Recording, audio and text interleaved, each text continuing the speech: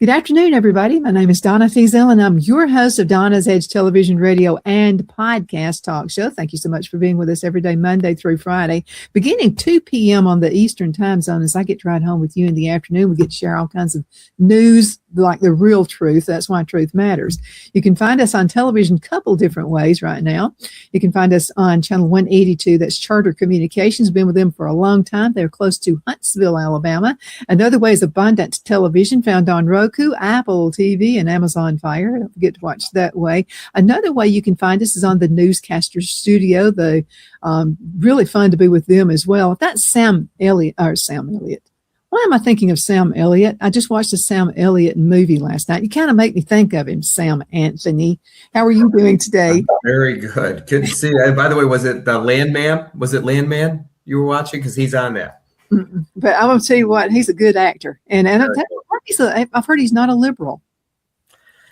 I don't know. I mean, I know that a lot of Hollywood actors are liberals, but I'm sure, there's some out there that have some kind of common sense. So maybe it's one of them. Well, those are the ones who don't live in Hollywood. They move away. They move out to the East Coast somewhere or on their own private island to get away from everything.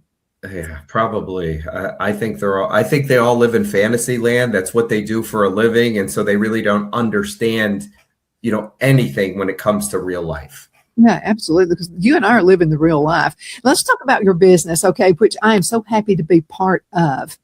And thank you so much for bringing this to the masses, because so many of us have a voice, and sometimes we're kind of told, shh, don't say that, or we'll get rid of you. So let's talk about your business. Well, that's called censorship, Donna.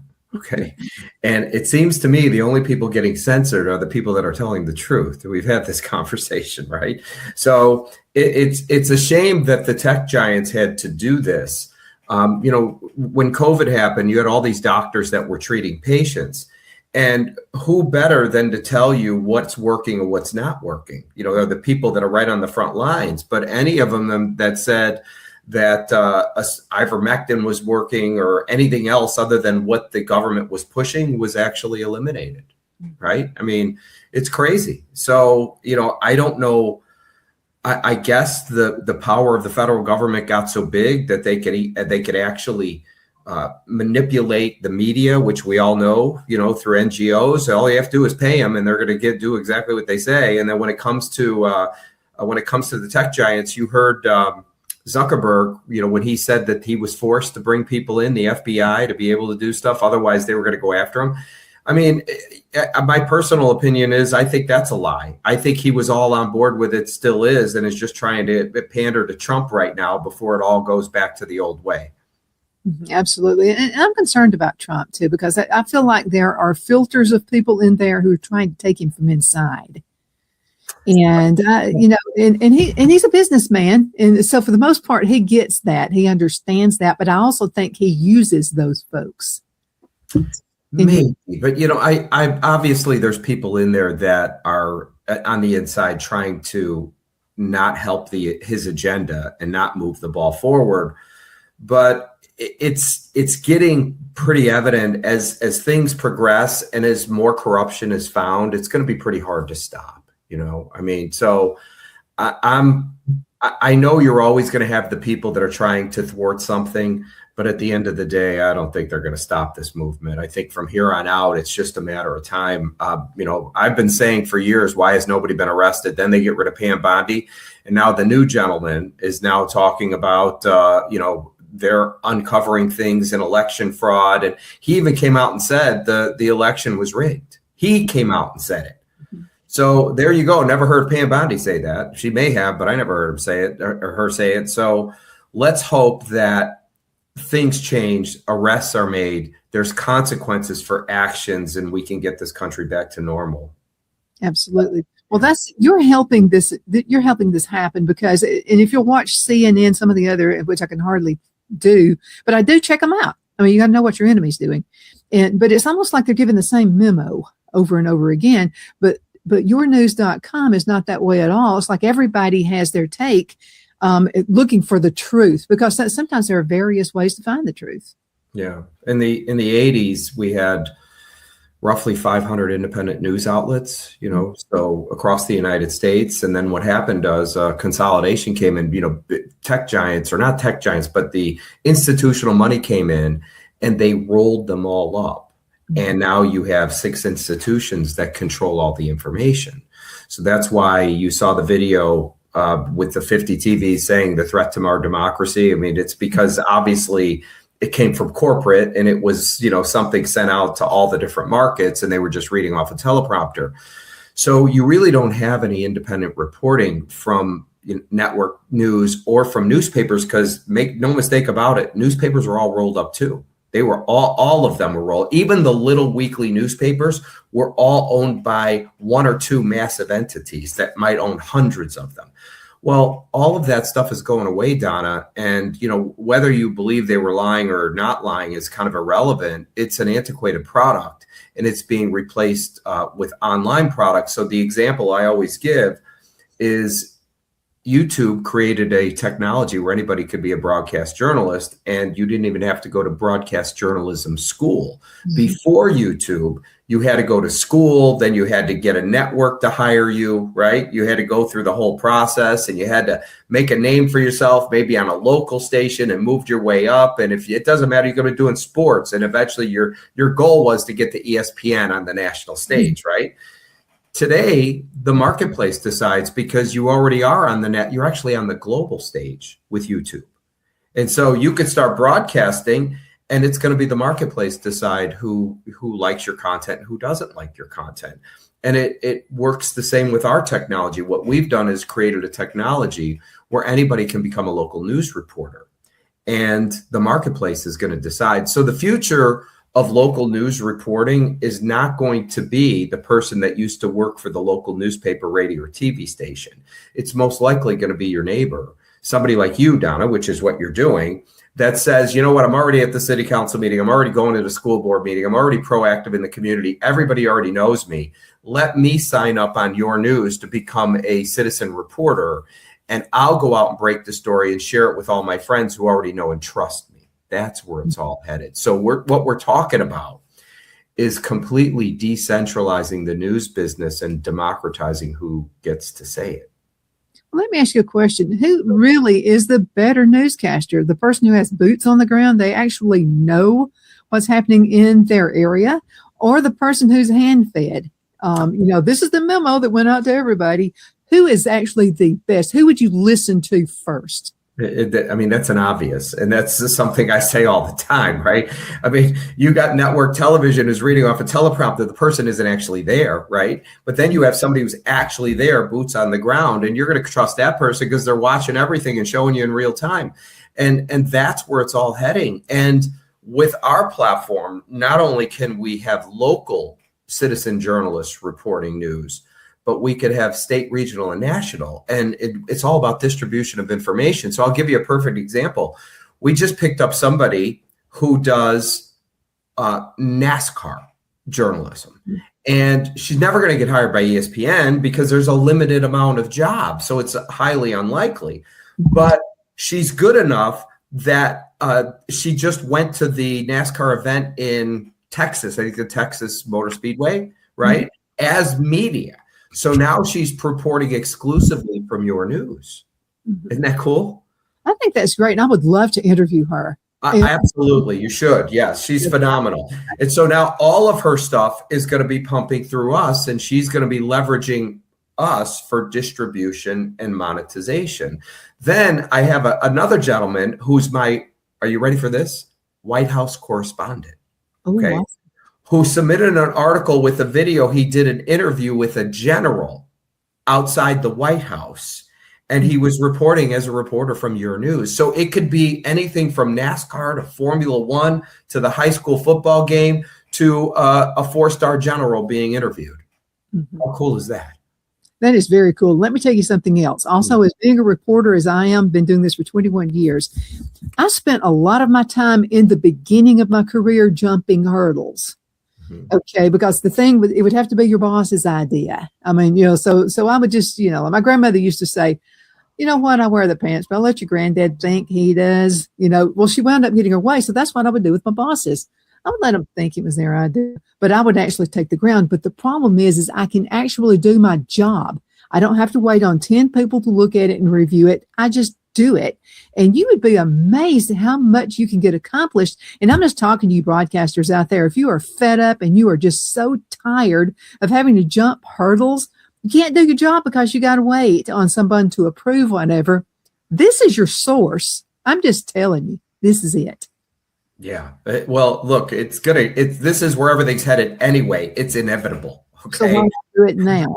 Mm-hmm. Yeah. So network television is not going to survive. We already know newspapers are all but over. Terrestrial radio is not going to survive simply because it's an antiquated product. The example would be, first of all, do you have any idea what it costs to run a radio station? You may, because you're okay. So one with let's say a 25 or 50,000 watter, with the infrastructure and the people inside, I bet you that costs a couple million a year to run. Am I wrong? No, you're absolutely right. Then you're constantly updating. Now, I had an opportunity to look at buying a radio station. I went, nuh-uh. I'm not doing that. We'll just do the show and I'll find other ways to syndicate, which was the best thing I could do. But just think about this, because technology grows so fast when it comes to a radio station and a television station. Do you know there are a couple of things I'm doing here? Television stations aren't doing it yet. I'm already ahead of the game because I did research, and you do the same thing, Sam.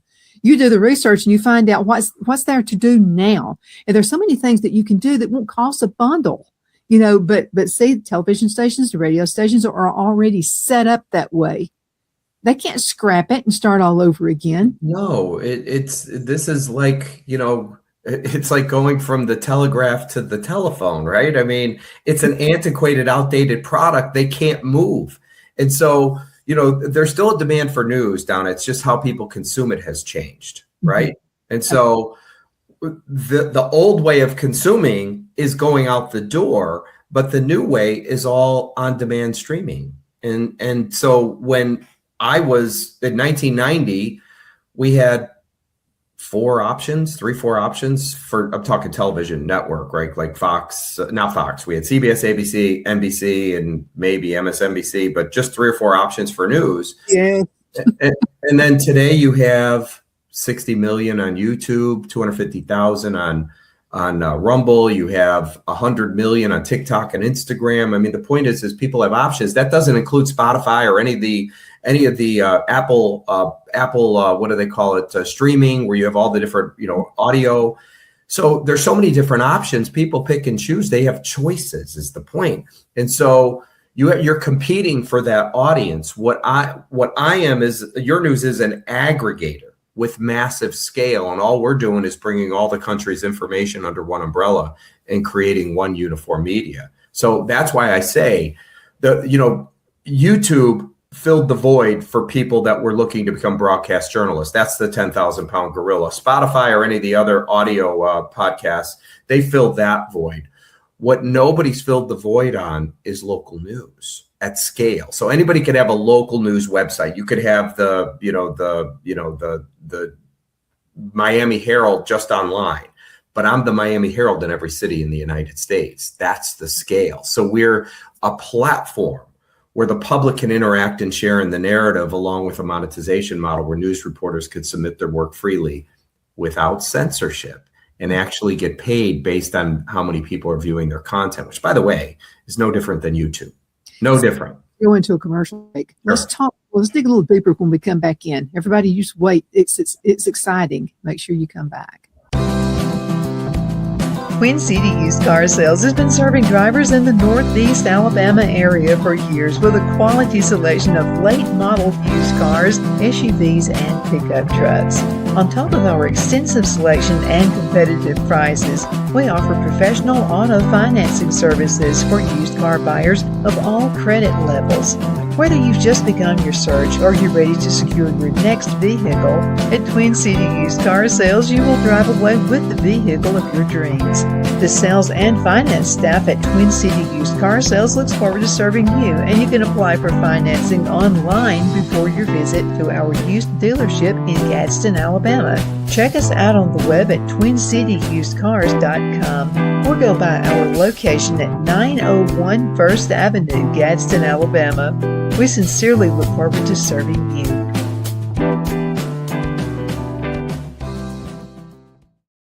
You know, finding the right home isn't just about bedrooms and square footage. It's about comfort, security, and the feeling you get the moment you walk through the door. That's why so many families across Greenwood and the Lakelands area trust Jenny Ferguson with Keller Williams. And I'll tell you from personal experience, Jenny was my realtor, and she truly cares about her clients. Jenny takes the time to listen, to understand what matters most, and to guide you every step of the way, whether you're buying your first home, upgrading, or ready to sell. Because this isn't just a transaction, it's your life. With local knowledge, personal care, and a commitment to getting it right, Jenny Ferguson makes the process simple and even enjoyable. So if you're thinking about buying or selling, now's the time to make your move. Call Jenny Ferguson with Keller Williams in Greenwood today and take the next step toward a place you'll truly love coming home to. Good afternoon, Sunshine. Medical Minute brought to you by Dr. Chuck with Lakelands Chiropractic, where an ounce of prevention is worth what? A pound of cure. So what is the Beamer? Okay, now the Beamer uses very gentle pulse to electromagnetic signals. This will stimulate healthy muscles and it supports the temporary blood flow. Now let's talk Beamer and circulation support. Now the Beamer gently supports natural circulation in healthy muscles. Now that's what I call natural health. Thank you so much for watching Your Medical Minute, brought to you by Dr. Chuck. You know who he's with. He's with Lakelands Chiropractic, where an ounce of prevention is worth what? A pound of cure.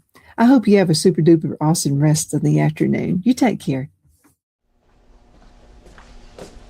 Are you ready? We all wonder what tomorrow will bring, but the future lays itself at the feet of the prepared and surrenders to the will of the persistent. It's not easy, but today shapes you so you can shape tomorrow. With Northeast Alabama Community College, when the future asks if you're ready, you can answer yes. Begin your future at Northeast Alabama Community College. We're back. My name is Donna, and I'm your host of Donna's Edge Television, Radio, and Podcast Talk Show. Thank you again so much for watching. Continue sending an email, by the way. I love it. I love hearing from you. Donna at donnasedge.com. Donna at donnasedge.com. I have Sam Anthony with me right now, not Sam Elliott. I'd much rather have Sam Anthony with me right now. Sam, you're doing so many great things, and you're giving us all a voice, and that's what we need to be able to get the word out. Again, boots on the ground journalism. I love it. We are here. So how can folks get started? And is there a way that we can actually fit in and be part of the organization a little more further than that? Yeah, well, here's how people get started. I mean, the platform is a free speech platform, and there's a social component where the public can interact and share in the narrative. So there's two types of content creators. You have the monetized content creators, which are people that do this for a living, right? This is how they make their money. And then you have non-monetized, which would be PR firms, nonprofits. There's, a church could be able to bake sale. Why shouldn't we publish that? Somebody's kid, let's say you have a child that plays Little League and you want that article published with photos or videos. Why shouldn't we be able to do that, right? So we can localize that content to one city, to the sports section. So those are not the monetized ones, but the ones that are interested in becoming local news reporters and covering local stories, those people will get monetized. The way they would do it is they would go to yourNews, scroll down to the bottom of the page, and there's a button that says Become a Citizen Journalist. There's an application you fill out. And then once you fill that out, once approved, you'll get email notification, with instructions on how to use your dashboard. What this would be like, and everybody knows Nick Shirley, right? The young kid who's 23 years old, never worked for a radio station, TV station, or newspaper, yet he's out breaking big stories. And he leverages platforms. Now, he's not on my platform just because, I'd never heard of him until he broke that story, right? But I've got almost 6,000 Nick Shirleys, Donna. Mm-hmm. That's how many content creators we have on this platform that are producing news.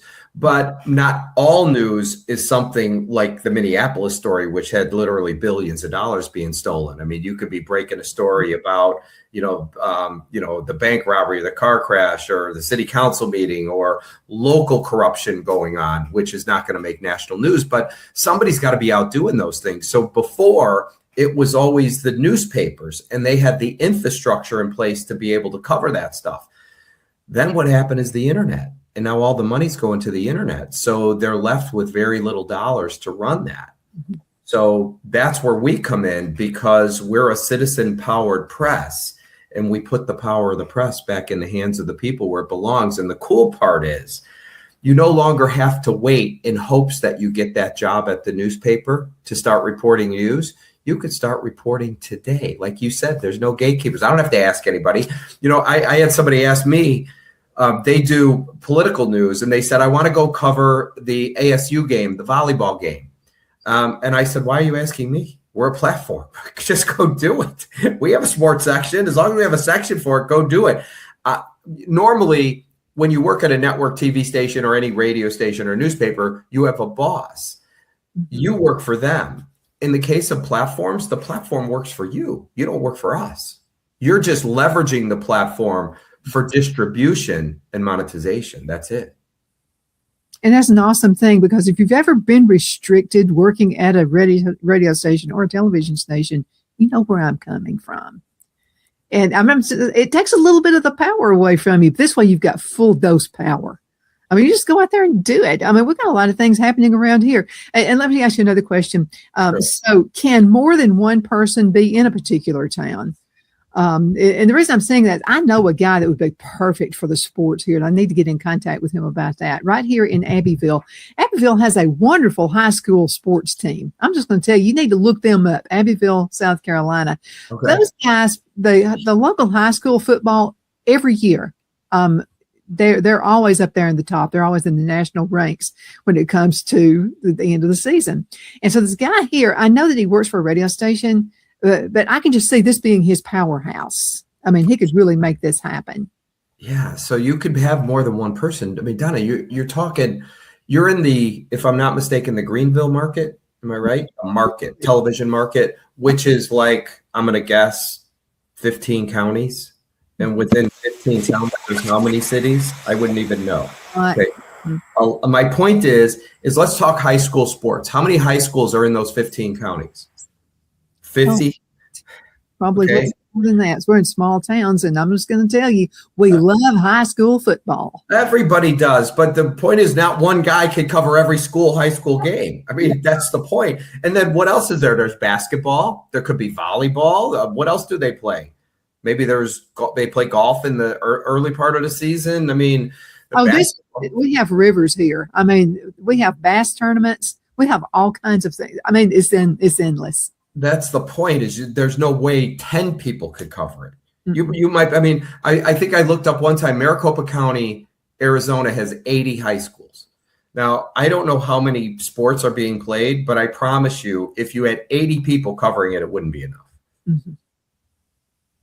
Yes, the answer is, and then look at all the different verticals. Remember I told you we had a home and garden section? Well, you're going to have people that just like to do home and garden. You're going to have people that like to do faith-based stuff. You're going to have people that love to do entertainment stuff. You're going to have people that like to do movie reviews. You're going to have local theater critics. You're going to have restaurant reviews. People that just like to go to restaurants, eat, and then write a review, right?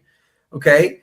So and then you have people that do business, local businesses opening in the community. There's somebody that does the bank robbery. Then you'll have people that want investigative stuff. That's what their passion is. They want to go uncover corruption, right? Mm-hmm. So they're not producing as much content, but it's going to be a bigger impact. The point is that in your market, I could probably have 400 people covering news. Easy. Yes. Easy.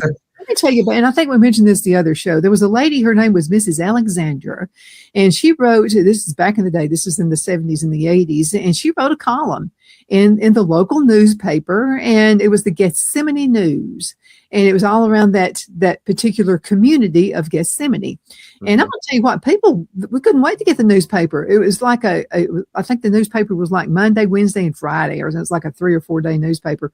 And so, I mean, it's like people couldn't wait to get, and it was some nice little old lady in her 80s who wrote this column. And it's like everybody couldn't wait to get this newspaper.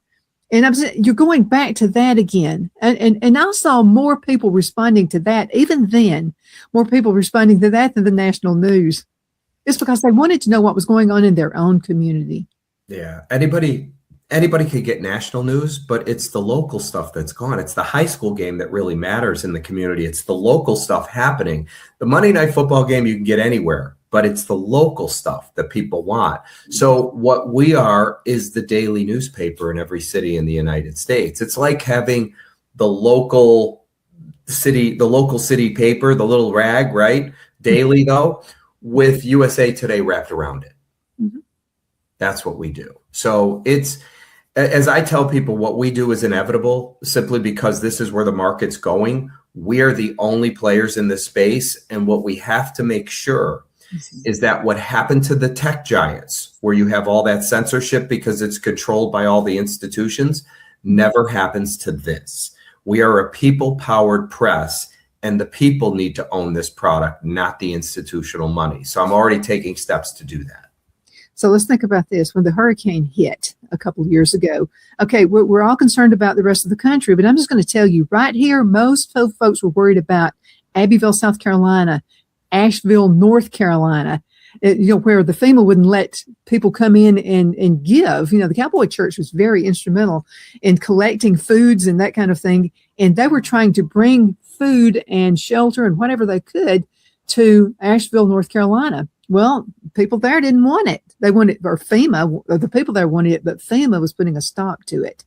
So I'm talking about that kind of news. I'm talking about how can we get the water to the people when we've had a hurricane?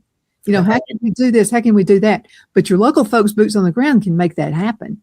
Yes, that's the point. So the good news is it's going to happen anyway. We're just the driver of this whole thing. And at the end of the day, I think it's going to make life better because it's going to shed light on all this stuff, right? Nothing. 1 minute left in this segment. So I want you to talk to the heroes of the communities who are out there, the people who are just the walking around heroes.